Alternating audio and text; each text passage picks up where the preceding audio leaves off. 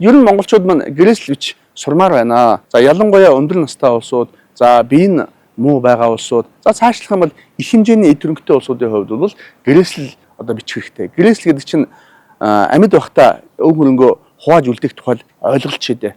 Тэгэхээр хөрөнгийн маргаан бол үеийн үед байнга л байж л байсан асуудал шүү дээ.